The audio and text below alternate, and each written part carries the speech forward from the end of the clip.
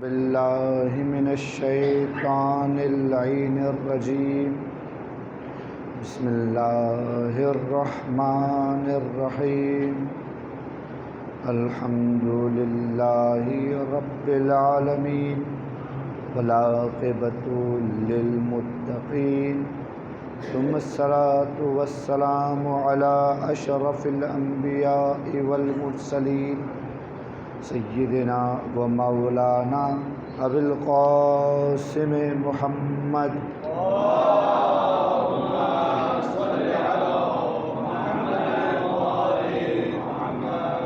وآلہ الطیبین الطاہرین المعصومین المنتجبین البیامین المظلومین لا سیما بقیت اللہ العظم روحی و ارواح العالمین علی تراب مقدمہ الفدا واللعن الدائمۃ علی اعدائہم اجمعین من یومنا الی قیام یوم الدین اما بعد فقد قال اللہ تبارک و تعالی فی محکم کتابہ المجید و متقن کلامہ المبین وقولہ الحق بسم اللہ الرحمن الرحیم ومن الناس من یقول آمنا باللہ وبالیوم الآخر وما هم بمؤمنین یخادعون اللہ والذین آمنوا وما یخدعون الا انفسهم وما یشعرون۔ درود پر دیے محمد و آدم۔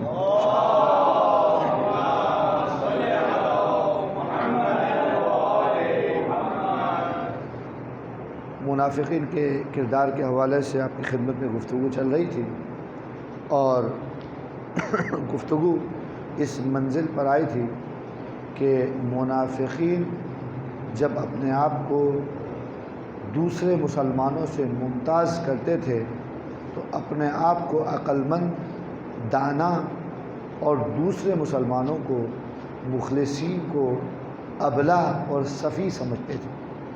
اور اس کے لیے میں قرآن مجید کی آیت آپ کی خدمت میں نقل کی، جہاں پہ یہ ارشاد فرمایا گیا کہ وَإِذَا قِيلَ لَهُمْ آمِنُوا كَمَا آمَنَ النَّاسُ، جب ان سے کہا جاتا ہے کہ تم ان لوگوں کی طرح سے، تم عام لوگوں کی طرح سے ایمان لے آؤ، قَالُوا أَنُؤْمِنُ كَمَا آمَنَ السُّفَهَاءُ، تو وہ کہتے ہیں کیا ہم بے وقوفوں کی طرح ایمان لے آئیں، کیا ہم نادانوں کی طرح ایمان لے آئیں؟ الا انہم هم السفہاء ولکن لا یعلمون، آگاہ رہو مسلمانوں کہ یہی بے وقوف ہیں، یہی نادان ہیں، انہیں اس بات کی خبر ہی نہیں۔ اب وہ نادانی، وہ بے وقوفی جو سفہاء انجام دیا کرتے تھے، یہ منافقین انجام دیا کرتے تھے، وہ کیا ہے؟ ایک اور روایت کی روشنی میں ہمیں نظر آتی ہے، کیونکہ میں نے آپ خدمت میں عرض کیا کہ رسول اور علی اور اہل بیت اور اصحاب مخلصین جانتے تھے کہ کون منافق ہے، کون مومن ہے، لیکن اس کے باوجود بھی ان کے وجود کو اسلامی معاشرے سے صاف نہیں کیا گیا اور انہیں باقی رکھا گیا، انہیں اسپیس دیا گیا، انہیں مواقع دیے گئے۔ کل بھی میں نے آپ کی خدمت میں عرض کیا تھا، ایک روایت میں ملتا ہے کہ کچھ لوگ آئے، چھٹے امام، راوی نے چھٹے امام کی خدمت میں آ کر عرض کیا کہ مولا یہ بات جمی نہیں کہ علی جانتے بھی تھے، علی شجاع بھی تھے، علی طاقتور بھی تھے، لیکن اس کے باوجود بھی علی نے خاموشی اختیار کی، اس کی کیا وجہ رہی ہے؟ تو امام نے یہاں پر ایک جواب دیا جو امیر المومنین کی پوری زندگی سے تعلق رکھتا ہے، اور اس کے بارے میں ایک دن میں اشارہ بھی کر چکا ہوں۔ کہا کہ قرآن مجید فرماتا ہے کہ اگر یہ لوگ جنم دے دیں تو ہم ان کو ہلاک کر دیں گے۔ اشارہ بھی کیا تھا میں نے، کیا مطلب یہ کہ امام نے بیان کرنا شروع کیا کہ دیکھو علی نے جب بھی کسی کے خلاف تلوار اٹھائی، تلوار چلائی، کسی کو قتل کیا، تو جب تک اس کے صلب میں امانت الہیہ رہی علی نے کسی کو قتل نہیں کیا۔ جیسے ہی اس کے صلب سے امانت الہیہ نکلی تو پھر علی نے چھوڑا نہیں۔ یہ علی کی پوری زندگی کا طریقہ، چاہے جنگوں میں تھا چاہے مدینہ میں۔ تو بات یہ سمجھ میں آ رہی ہے کہ منافقین یہ سمجھتے تھے کہ ہم ہی ہیں اور بس ہم ہی ہیں، جبکہ علی اور رسول دیکھتے تھے کہ تم تو کچرا ہو، تم تو مردہ ہو۔ خدا کی شان یہ ہے کہ یخرج الحی من المیت، کہ مردوں میں سے زندہ نکالتا ہے۔ تمہارے صلب میں کچھ مسلمان ہیں، تمہاری نسل میں کچھ خالصین کچھ مخلصین ہیں، ان کی دفاع کی خاطر، ان کو بچانے کی خاطر تمہیں بچایا جا رہا ہے، ورنہ تمہاری کوئی حیثیت نہیں ہے۔ تم سمجھ رہے ہو کہ تم رسول کو دھوکہ دے رہے ہو، علی کو دھوکہ دے رہے ہو، مسلمانوں کو دھوکہ دے رہے ہو، حقیقت میں تم ہی نادان ہو۔ تمہیں پتہ ہی نہیں ہے کہ تمہارے صلب میں تم کافر ہو، تم منافق ہو، لیکن تمہارے صلب سے خالص مومن نکلنے والے ہیں۔ یہ وہ طریقہ تھا کہ جس کی طرف ان کی توجہ ہی نہیں تھی، منافق جس کو دیکھ ہی نہیں پاتے تھے، جبکہ علی تو کیا، علی کی تلوار بھی دیکھتی تھی کہ کس پر چلنا ہے اور کس کو روک دینا ہے، کہ ابھی نہیں، ابھی اس کے پاس کچھ امانت الہیہ ہے۔ تو اسلاف میں موجود نسلوں کو کہ جو مومن ہونے والی ہے، امام صادق علیہ السلام نے امانت الہیہ سے تعبیر کیا کہ یہ امانت الہیہ خدا کی امانت ہے، لیکن کہاں ہے؟ کافر کے صلب میں۔ کہاں ہے؟ منافق کے صلب میں۔ لہٰذا یہ جملہ یہاں پر خوب سمجھ میں آتا ہے، قرآن مجید کا جو یہ کہتا ہے کہ یخرج الحی من المیت، شان خدا تو یہ ہے کہ حی زندہ نکالتا ہے مردہ میں سے۔ وہ کافر، وہ منافق، اس کی کوئی حیثیت نہیں ہے، وہ مردہ زمین کی طرح سے، لیکن جب وہ کسی بچے کو جو با ایمان ہونے والا ہے جنم دیتا ہے، منتقل کرتا ہے اس کی کوکھ، ماں کی کوکھ میں، اور ماں کی کوکھ سے جب وجود میں وہ بچہ آتا ہے تو حقیقت میں کیا ہوتا ہے کہ یہ امانت الہیہ کسی کافر کے صلب سے، کسی منافق کے صلب سے، کسی منافقہ اور کسی کے کافرہ کے صلب میں جاتی ہے، اور اس کے بعد یہ امانت الہیہ وجود میں آتی ہے۔ اب آپ دیکھیے یہ فرق ہے رکھا پروردگار عالم نے عام مومن میں اور اہل بیت میں، کہ عام مومن کو پروردگار عالم نے کسی بھی صلب سے، کسی بھی کوکھ سے جنم دے دیا، لیکن امانت رکھا، لیکن اہل بیت کو اتنا عظیم کیا، اتنا عظیم کیا، کسی ایسے صلب میں ڈالنا ہی گوارا نہیں کیا کہ جہاں پہ کفر اور کفر کا شائبہ آیا۔ لہٰذا آپ دیکھیں گے کہ اہل بیت کی ولادت میں پروردگار عالم نے جو اہتمام کیا، وہ اہتمام اتنا پاک و پاکیزی کیا کہ اہل بیت علیہ السلام کو ایک صلب سے دوسرے صلب میں، ایک نبی کے صلب سے دوسرے نبی کے صلب میں، دوسرے نبی سے تیسرے نبی سے تک، اور آدم سے لے کر جناب خاتم کے والد بزرگوار یعنی کہ جناب عبداللہ اور ان کے بزرگوار جناب عبد المطلب والد کے درمیان آ کر اس نور کو پروردگار عالم نے تقسیم کیا، آدھا بھیج دیا عبداللہ کے صلب میں اور آدھا بھیج دیا ابو طالب کے صلب میں۔ اب وہ نور جو چلا آ رہا تھا، وہ تقسیم جب ہوا تو روئے زمین پہ آنے کے بعد جب ملا دوبارہ تو ایسے ملاقات ہوئی۔ میں نے اشارہ کیا تھا کہ رسول نے علی سے کہا علی کچھ سناؤ، اور علی نے کہا کیا سنائیں گے، اور وہ قرآن سنایا گیا۔ یہ اہتمام پروردگار عالم نے ائمہ اہل بیت نے کیا، لیکن اگر بات آئے ائمہ اہل بیت کی مادر گرامی کی تو وہاں پہ انداز ہی بدل گیا۔ وہاں پہ یہ بھی نہیں کیا، وہاں پہ اس انتقال کے لیے انبیاء کے صلب کا بھی تکلف نہ کیا، بلکہ اس نور فاطمی کو پروردگار عالم نے عرش معلیٰ میں جنت کے اندر کسی پھل میں سنبھال کر کے رکھا، اور جب ان کی ولادت کا وقت آیا تو اللہ کے رسول کو معراج پہ بلایا گیا اور اس پھل کے ذریعے سے اس نطفے کو اور نور کو منتقل کیا۔ اور اس سے پہلے اہتمام یہ تھا کہ نبی 40 دن تک حضرت خدیجہ سے دور رہیں گے، یعنی کہ نبی کے صلب میں جب نور آیا تو نبی کو 40 دن وہ نور اپنے صلب میں رکھنا پڑا، اور اس 40 دنوں کے بعد پروردگار عالم نے نور فاطمی کو منتقل کیا جناب خدیجۃ الکبریٰ کی طرف۔ لہٰذا پروردگار عالم اپنے اولیاء کی جب حرمت کا قائل ہوتا ہے، احترام کا قائل ہوتا ہے، عظمتوں کا قائل ہوتا ہے، تو نظام ہستی کو بدل دیتا ہے، روش بدل جاتی ہے، طریقہ بدل جاتا ہے، سنت الہیت دوسری ہو جاتی ہے۔ لیکن عام انسانوں میں سنت الہیہ یہی ہے کہ اسی طریقے سے تم آگے جاؤ گے، اسی طریقے سے تمہاری اصلاح ہوگی، اسی طریقے سے تم پروان چڑھو گے اور تم آگے بڑھتے چلے جاؤ گے۔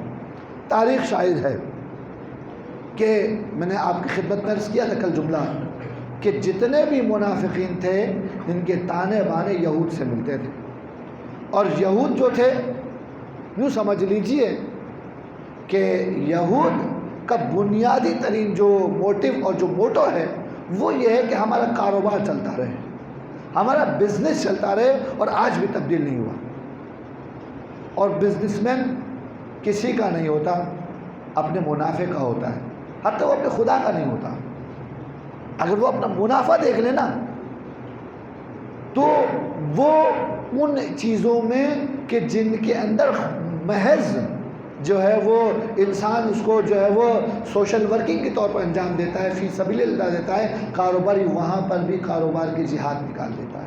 آپ کو نظر آئے گا، ابھی اس تفصیل میں جائے بغیر جب مدینہ میں حضرت ختمت مرتبت آئے اور اسلام پھیلنے لگا تو بہت سارے یہودی مسلمان بھی ہوئے، اوس و خزرج کے قبیلے بھی مسلمان ہوئے، لیکن بہت سارے یہودی مسلمان نہیں ہوئے۔ ان کے قبیلے آباد تھے جو مدینہ میں، ان قبیلوں میں سے جن کی گفتگو آج کرنا چاہتا ہوں جو مدینہ میں ان کے ساتھ رہا کرتے تھے، ایک قبیلہ بنو نذیر تھا اور ایک قبیلہ بنو قریظہ تھا۔ بنو نذیر نے مسلمانوں کے ساتھ اور بنو قریظہ نے مسلمانوں کے ساتھ حضرت ختم مرتبت کے ساتھ ایک پیمان باندھا کہ ہم ایک شہر میں رہتے ہیں، ہم ایک جگہ رہتے ہیں، ہمارا مذہب الگ ہے، ہمارا دین الگ ہے، لہٰذا لیکن رہتے تو ایک جگہ پر ہیں، ہم معاہدہ کر لیتے ہیں کہ ہم آپ کو نقصان نہیں پہنچائیں گے، آپ ہمیں نقصان نہیں پہنچائیں گے، کوئی اگر ہمارے خلاف آئے گا تو آپ ہمارا ساتھ دیں گے، کوئی اگر آپ کے خلاف آئے گا تو ہم آپ کا ساتھ دیں گے۔ یہ معاہدے ہوئے ان کے درمیان، اور بہت سے قبیلوں کے ساتھ اللہ کے رسول نے مدینہ میں یہ معاہدے کیے، لیکن ان معاہدوں میں پاسداری یہودیوں نے نہیں دکھائی، تو لہٰذا قبیلہ بنی نذیر نے اپنے معاہدے کو توڑ دیا۔ جب معاہدہ توڑ دیا تو معاہدے کی روح سے اللہ کے رسول نے ان سے کہا کہ تم جاؤ مدینہ چھوڑ کے چلے جاؤ، تم نے معاہدہ توڑ دیا ہے، ہمارا تمہارا ساتھ نہیں ہے، ہم تم پہ بھروسہ نہیں کر سکتے، تم مدینہ سے چلے جاؤ۔ اب یہ یہودی ہیں، منافق تو نہیں ہے، یہ سامنے ہیں، بالکل آشکار رکھتے ہیں اپنے مذہب کو، ان کو اللہ کے رسول نے مدینہ سے باہر نکال دیا۔ یہ جب مدینہ سے نکالے گئے تو خیبر میں جا کے پناہ لی۔ ابھی خیبر کا معرکہ بہت بعد میں ہونا ہے، لیکن یہ خیبر میں جا کے خیبر کے یہودیوں کے ساتھ رہنے لگے، اور جب رہنے لگے تو کاروباری کا مسئلہ یہ ہے کہ مال گیا ہے، زمین گئی ہے، جائیداد گئی ہے، قلعہ گیا ہے، اسٹیٹس گیا ہے، تو یہ نچلے نہیں بیٹھتے، لہٰذا ابھی تک مسلمانوں کے پیچھے مشرکین مکہ لگے ہوئے تھے۔ اب ان یہودیوں نے ریشہ دوانی کی، کیونکہ جنگ کرنے کے لیے پیسہ چاہیے، پیسہ بہت ہونا چاہیے۔ قریش کے پاس اتنا مال نہیں ہے کہ وہ اتنی ساری جنگوں کو تحمل کر سکے۔ جنگ میں اگر 1000 آدمی بھی ہے اور 1 مہینے تک طول کھینچ جاتی ہے تو ان کا کھانا پینا تو ہے نا، اوزار چاہیے، ہتھیار چاہیے، یہ سب فراہم کرنا ہے۔ تو اب یہودیوں کی طرف سے مال آیا، دماغ چلا اور انہوں نے کمپنی بنائی. کمپنیوں کو کنسپٹ تو آپ جانتے ہیں کہ چھوٹے چھوٹے سرمایے کے لوپس کو جمع کیا جاتا ہے، اس کے ذریعے سے بہت بڑا سرمایہ، اور جب بہت بڑا سرمایہ ہوتا ہے تو ظاہر میں کاروبار ہوتا ہے، لیکن اینڈ پر وہاں پر جو ہے کیا ہوتی ہے، طاقت کا حصول ہوتا ہے، لوگوں کا استحصال ہوتا ہے. یہ سب کچھ جب یہ شروع کیا انہوں نے تو اس کے لیے انہوں نے مشرکین مکہ کو اپنے ساتھ جوڑا، اور جوڑنے کا نتیجہ یہ ہوا کہ 10,000 کے قریب فوج تیار ہو گئی. یہ تھا جس کو کہتے ہیں آؤٹر اٹیک، کہ باہر سے یہ ہو رہا ہے کہ 10,000 کی فوج تیار ہوئی، وہاں سے ابھی تک بنو قریظہ نے مخالفت نہیں کی ہے. بنو قریظہ کو پیچھے سے کیمپین کی جا رہی ہے، انہیں منایا جا رہا ہے کہ ہم باہر سے حملہ کریں گے، ہم باہر سے آئیں گے، ہم کلائنٹ بنیں گے، تم سرور بنو گے، تم اندر رہنا، ہم باہر ہوں گے، اور جب ہم مل کر حملہ کریں گے تو مسلمانوں کے سینڈوچ بنا کر کام نکال دیں گے. لہٰذا بنو قریظہ نے مخالفت کر دی اور اپنا عہد توڑ دیا. اس بیچ میں کہ جہاں یہ معاملات ہو رہے تھے، اللہ کے رسول نے شاورہم فی الامر کے تحت مسلمانوں کو بلایا اور کہا کہ اب کیا کیا جائے. تو پچھلی مرتبہ جب یہ داستان ہوئی تھی تو اللہ کے رسول نے عہد کے موقع مشورہ دیا تھا کہ دیکھو میں یہ چاہتا ہوں کہ جنگ جو ہے وہ مدینہ میں ہو، لیکن اکثریت مسلمانوں نے کہا کہ نہیں، یہ جنگ مدینہ سے باہر ہوگی. اللہ کے رسول نے ان کی بات مان لی، اور جنگ عہد میں بڑا نقصان ہوا، عزیمت اٹھانا پڑی. تو اب مسلمانوں کو سمجھ میں آ گئی تھی کہ اب ہم جنگ کریں گے کہاں پر؟ مدینہ میں. اب اس جنگ کرنے کے لیے انہوں نے وہاں پر ایک اہتمام کیا کیا جائے.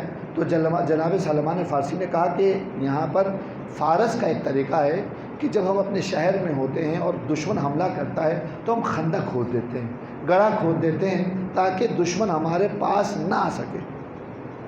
وہ گڑھا کھود دیا گیا، پوری تفصیل اس کی تاریخ میں نقل کی ہے.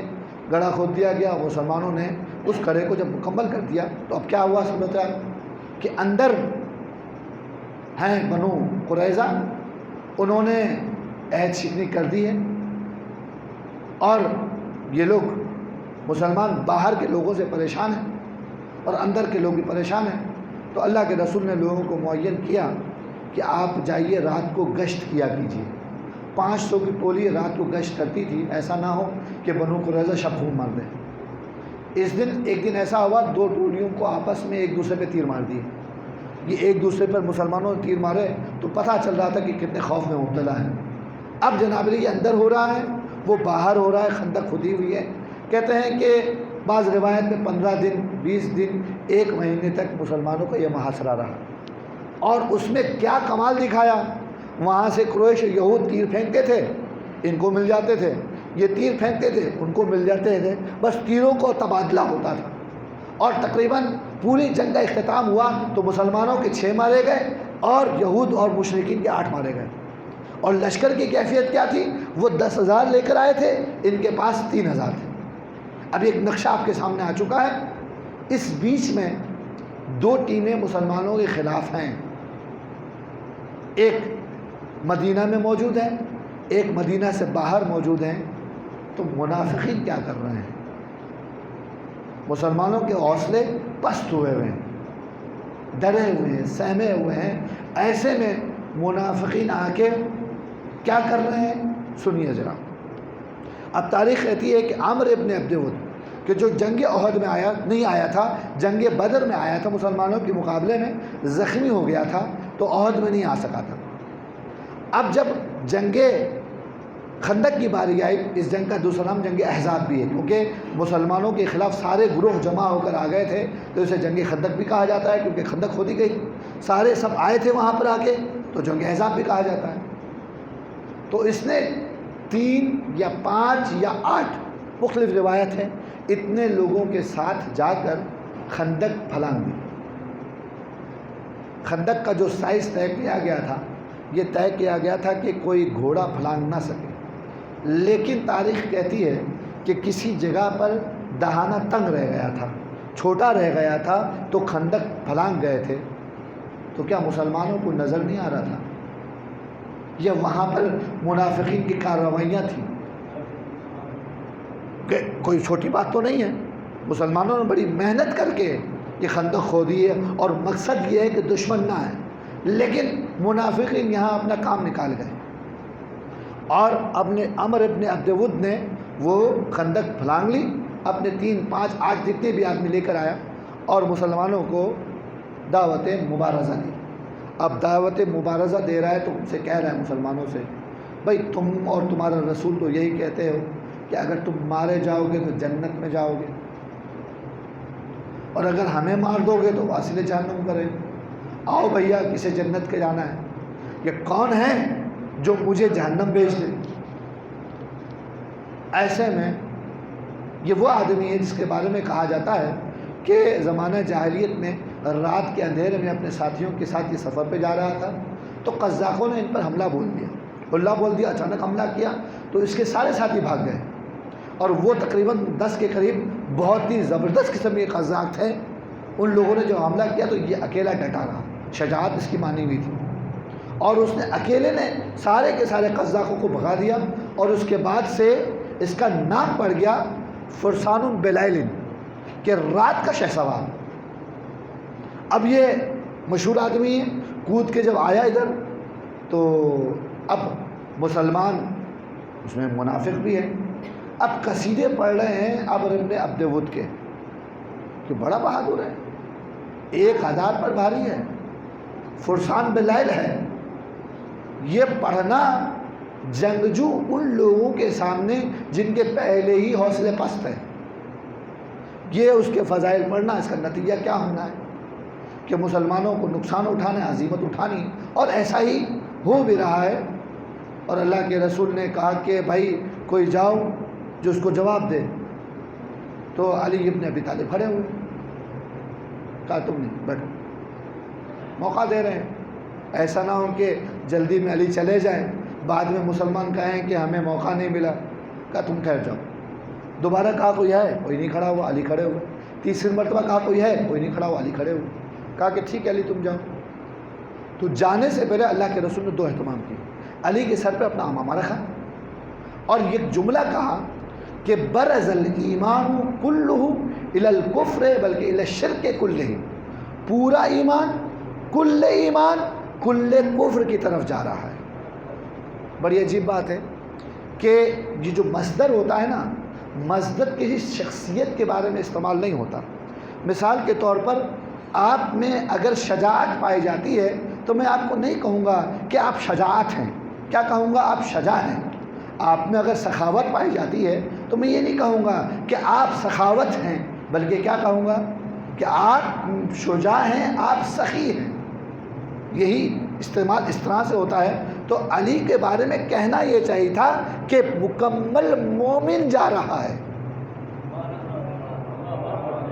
مکمل مومن جا رہا ہے، مکمل ایمان نہیں جا رہا۔ یہ استعمال ہی نہیں ہے، عربی زبان میں 1 2 جگہ پر استعمال ملے گا، ایک اللہ نے اپنے لیے استعمال کیا، اور اب اللہ کی صفت ہے، ہم مانتے ہیں، ہمارا عقیدہ ہے کہ اللہ عادل ہے، لیکن عربی زبان میں کہتے ہیں اللہ عدل، تو بھائی اللہ عدل کہنا چاہیے یا اللہ عادل کہنا چاہیے؟ اردو میں ہم کہتے ہیں اللہ عادل ہے، عرب کہتا ہے اللہ عدل ہے۔ مراد کیا ہے؟ مراد یہ ہے کہ اللہ تعالیٰ صفات عدالت میں اتنا فائز ہے، اتنا فائز ہے کہ صفات عدالت اتنی بڑی ہوئی ہے کہ اب اس کو مجسمہ عدل کہا جائے گا۔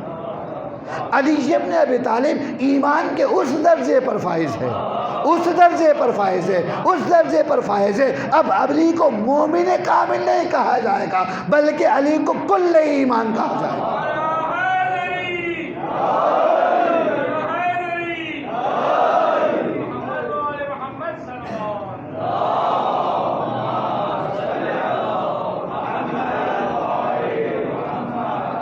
علی کس کے مقابلے میں آیا؟ علی آیا ہے ان احزاب کے نمائندے کے مقابلے میں۔ احزاب کس کے ہیں؟ یہود کے ہیں، مشرکین مکہ کے ہیں، خیبر کے رہنے والے یہودی، یہ سب کی فوجیں ہیں، ان سب کا ایک نمائندہ مدینہ میں گھس آیا ہے، اردو زبان میں کہتے ہیں گھس بیٹھیا۔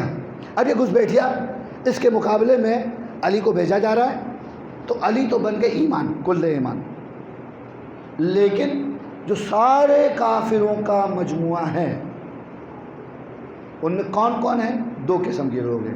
یہودی اور مشرک. یہودی کو مشرک نہیں کہا جاتا، یہودی کو کافر کہا جاتا ہے. مشرک تو وہ ہیں جو بتوں کی پرستش کرتے ہیں. اللہ کے رسول نے آج جملہ ہی بدل دیا. کیا کہا کہ پیچھے کون ہیں ان کے؟ پیچھے یہودی ہیں. یہودی اکسا کے لائے ہیں مشرکین مکہ کو. تو کہنا تو یہ چاہیے کہ کل ایمان کل کفر کے مقابلے میں، لیکن اللہ کے رسول نے کہا کہ کل ایمان کل شرک کے مقابلے میں ہے. اور یہ جملہ کہہ کر اللہ کے رسول نے بتا دیا کہ یہودی مسلمان دشمنی میں اتنے آگے بڑھ چکے ہیں، اتنے آگے بڑھ چکے ہیں کہ انہوں نے مشرکین سے جا کر مدد لی ہے. اب غیر خدا سے مدد لینے والا بھی مشرک ہوا کرتا ہے. تو لہٰذا سب کے لیے ایک جملہ استعمال کیا کہ برز الایمان کلہ الی الشرک کلہ. اب یہاں پر علی کو کہا گیا کل ایمان، عمر ابن عبد ود کو کہا گیا کل شرک. اب مقابلہ شروع ہوا. علی عمر ابن عبد ود کے پاس آئے اور کہا کہ سنا ہے کہ تم جہاد سے پہلے اپنے مقابل کی 3 خواہشات پوری کرتے ہو، تو میں بھی تم سے خواہش کرنا چاہتا ہوں. کہا بولو. کہا کہ پہلی خواہش یہ ہے کہ کفر چھوڑ. کیا ہو رہا ہے؟ یہ جنگ کرنے آیا ہے، تلوار لینے آیا ہے، اور علی ہدایت پہ در پہ ہے. مسلمان ہو جاؤ. پہلی خواہش یہ ہے. کہا کہ یہ تو نہیں ہو سکتا. کہا ٹھیک ہے، پھر ایک کام کرتے ہیں کہ تم جو ہے وہ واپس چلے جاؤ. کہا کہ میں نہیں چاہتا کہ میرے جانے کے بعد قریش کی عورتیں کہیں کہ عمر ابن عبد ود میدان سے بھاگا تھا. عمر ابن عبد ود کو سمجھ میں آ رہا ہے، سمجھ میں آ رہا ہے کہ میدان سے بھاگنا مردانگی نہیں ہے. ہاں جی. کہا یہ عورتیں نہیں کہیں.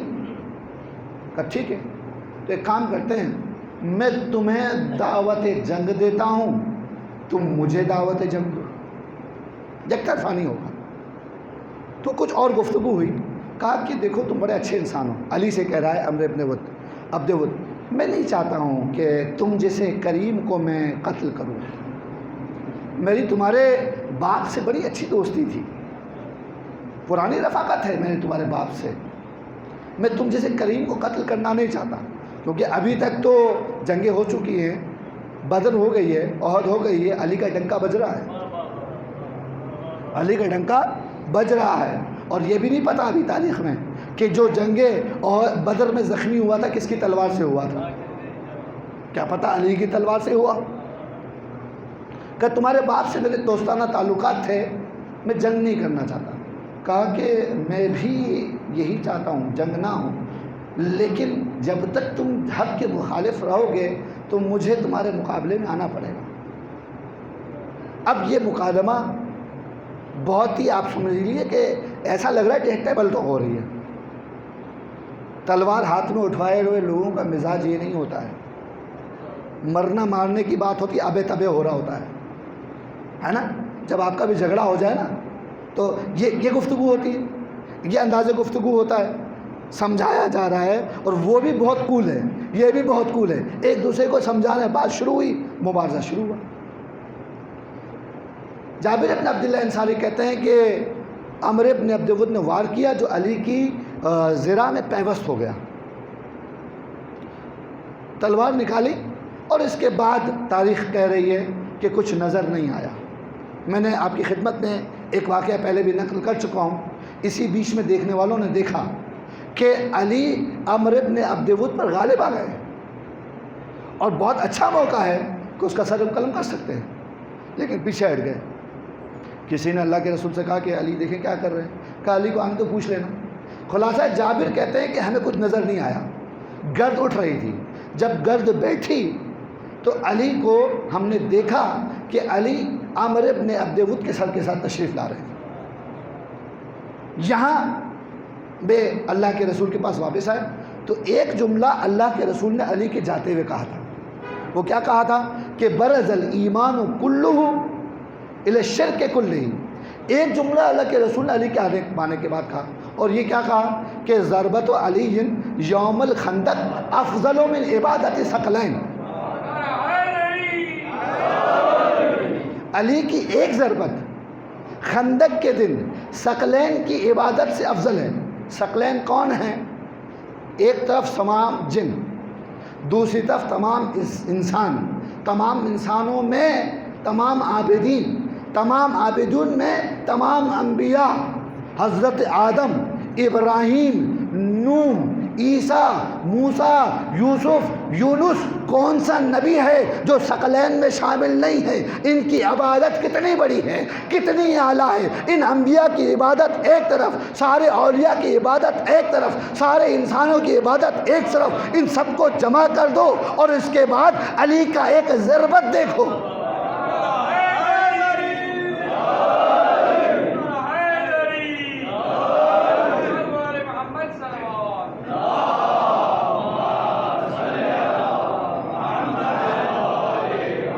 دو چیزوں کا کمپیریزن ہو رہا ہے, عبادت ثقلین, ضربت علی.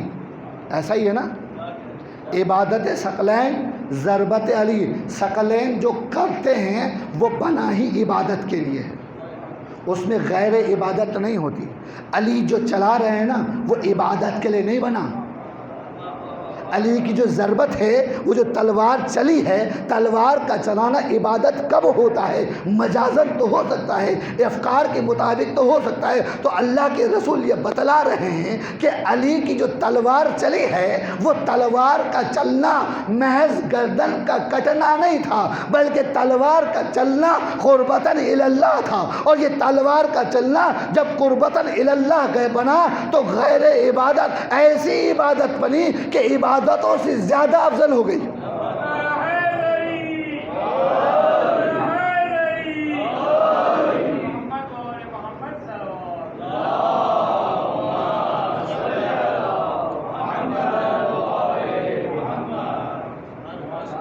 ایک ہی مارکے میں کام نکال دیا, ورنہ مسلمانوں کے لیے بڑے افسوس کی بات تھی کہ 20 دنوں تک یا 10 دنوں تک ہی مان لیں کچھ بھی نہیں ہوا, نہ ادھر کا گرا نہ ادھر کا گرا.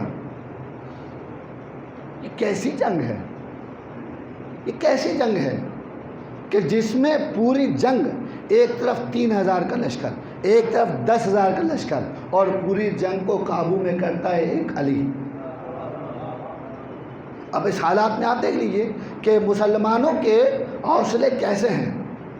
یہ میں آپ کی خدمت میں عرض کرنے کا, بس میں نے ایک بات آپ کی خدمت میں عرض کر دی کہ علی کی عبادت, علی کی ضربت, ایک اور علی کی ضربت ہے.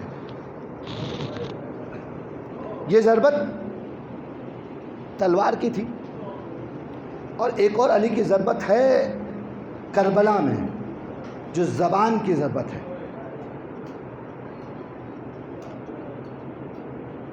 کربلا میں میرا حسین تنہا رہ گیا, اکیلا رہ گیا.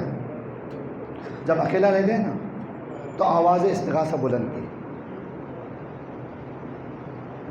حل من ناصر ینصرن, حل من ذاب یذب عن حرم رسول اللہ. کیا کوئی ہے حرم رسول اللہ کا دفاع کرنے والا؟ جو لبیک کہنے والے تھے, جو دفاع کرنے والے تھے, وہ خون میں غلط تھے, خون میں غلطہ تھے. حسین تنہا ہے, آواز استغاثہ بلند کی لیکن جواب نہ ملا. ہاں کسی بچے کی رونے کی آواز آئی, شاید بے زبانی کی زبان میں کہہ رہا ہو کہ میں ہوں. خیمے میں آئے, پوچھا یہ بچہ کیوں رو رہا ہے؟ کہا کہ آپ کی آواز استغاثہ کے بعد سے اس نے اپنے آپ کو جھولے سے گرا دیا ہے. شاید ایسا لگتا ہے کہ علی اصغر کہہ رہے ہیں کوئی بات نہیں, میں چل نہیں سکتا لیکن گٹھلیوں کے بل میں مقتل میں جاؤں گا, اپنے آپ کو اپنے باپ پر قربان کروں گا. کہا کہ ناولنی ابنی صغیر، مجھے میرا چھوٹا بچہ دے دو، میں اس کے لیے پانی کی سبیل کروں گا۔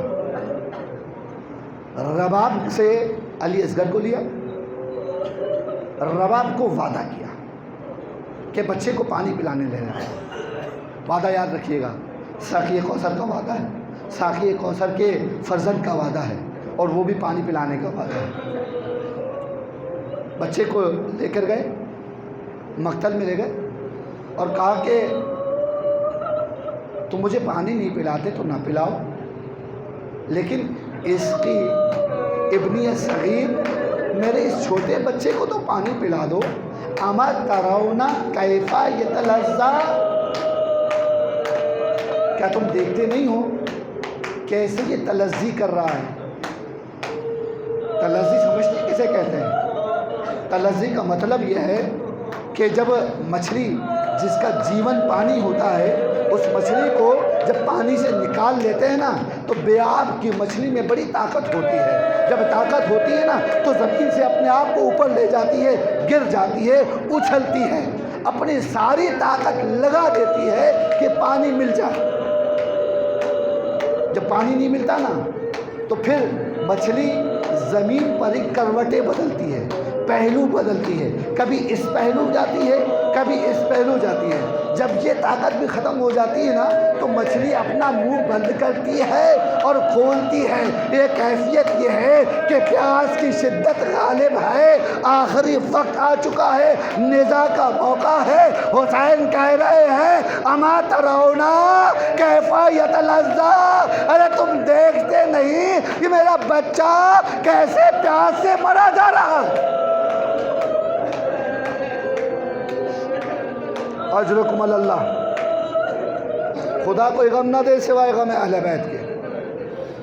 اب جو علی اصغر کی یہ کیفیت دیکھی، مولا نے علی اصغر سے کہا کہ اے حجت خدا کے بیٹے، تو اس مخلوق پر اپنی حجت کو تمام کر دے۔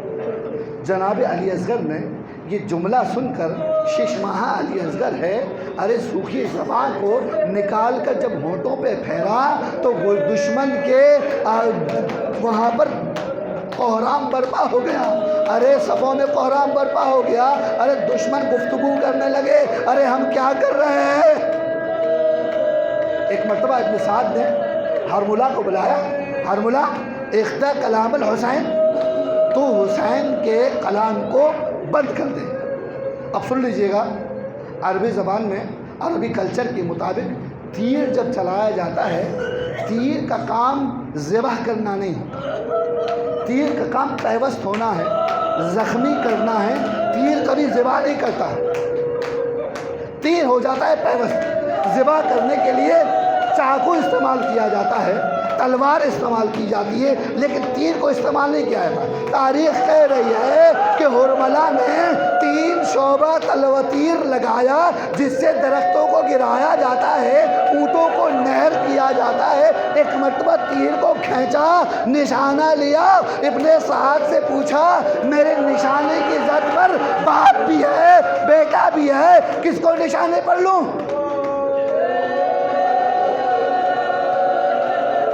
ابن سعد نے کہا کہ تجھے بچے کی حلق کی سفیدی نظر نہیں آتی؟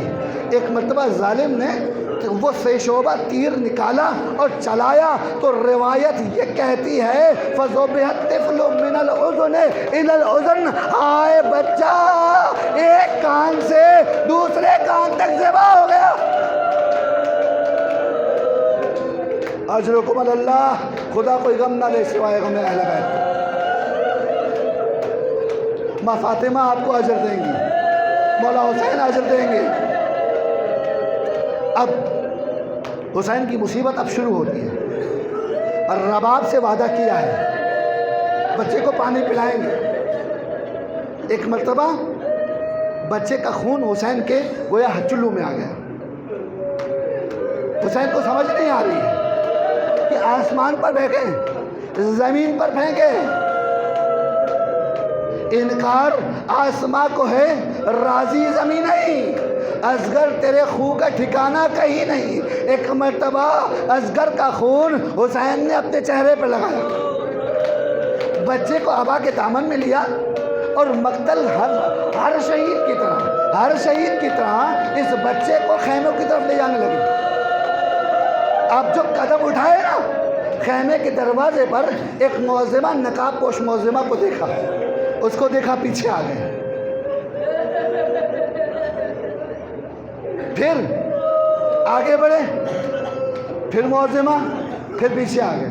کہتے ہیں کہ حسین نے 7 مرتبہ آگے گئے، 7 مرتبہ پیچھے آئے۔ ارے روز عاشورہ کے اعمال میں آپ بھی یہ عمل کریں گے نا کہ 7 قدم آگے بڑھیں گے، 7 قدم پیچھے کریں گے، تو سوچئے گا کہ اس حالت میں حسین کی گود میں علی اصغر کا لاشا ہو اور خیمے پہ جانا ہو، ماں کے حوالے کرنا ہو، حسین کے دل پر کیا گزر گئی؟